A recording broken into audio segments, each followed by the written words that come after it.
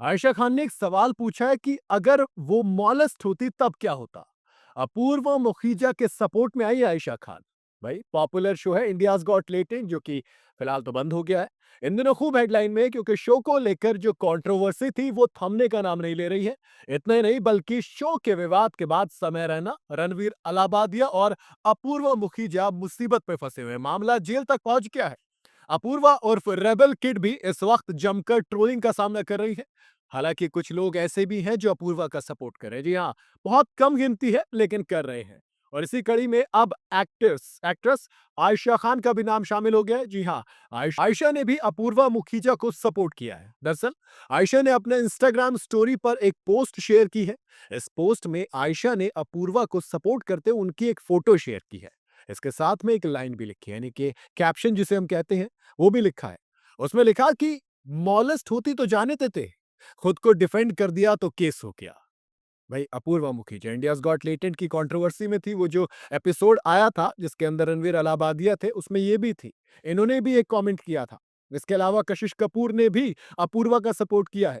अपूर्वा के सपोर्ट में कशिश ने कहा कि लोग अपूर्वा को ट्रोल करें क्योंकि उन्होंने शो में गाली दी और इसलिए लोग कमेंट सेक्शन में उन्हें गालियां दे रहे हैं। इसका क्या मतलब है? कशिश ने कहा कि आलोचना की भी एक ज़रा लिमिट होती है, उसके बाद क्योंकि ये नफ़रत बन जाती है। आप हेट कर रहे हो, अब आप क्रिटिसिज़्म नहीं कर रहे हो। इसके साथ ही अगर अपूर्वा की बात करें तो अपूर्वा एक मशहूर कंटेंट क्रिएटर है। हाल ही में एक स्टेज शो पे वायरल भी हुई थी।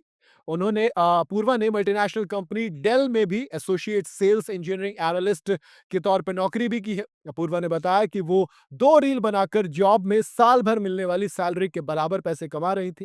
गौरतलब है कि अपूर्वा मुखीजा की सोशल मीडिया पर एक बड़ी फैन फॉलोइंग है। वो वही रेबल वाले अंदाज के लिए रेबल किड के नाम से वो मशहूर है। लोग उन्हें देखना पसंद करते हैं, लेकिन इन दिनों वो ऐसी कंट्रोवर्सी से घिरी हुई हैं कि वो खुद नहीं दिखना चाहती कहीं पे। मामला पुलिस और कोर्ट तक है। अगर इस पूरे मामले की बात करूं तो इंडियाज गॉट लेटेंट का जो कंट्रोवर्सी है उसमें रणवीर अलाहाबादिया भी सामने आ गए, समय भी सामने आ गए हैं और अपूर्वा मुखीजा भी सामने आ गई है। पुलिस के पास अब तक वो चल रहा था ना कि रणवीर भागा हुआ चल रहा है। भाई रणवीर ने कहा भागे कहीं नहीं है। फिर इन तीनों के खिलाफ समाज में मर्यादा भंग करने, सार्वजनिक तौर पर अश्लील और अमर्यादित स्टेटमेंट वाले शो चलाने के आरोप है। एफआईआर दर्ज भी की गई है। मामला कोर्ट भी पहुंच गया है।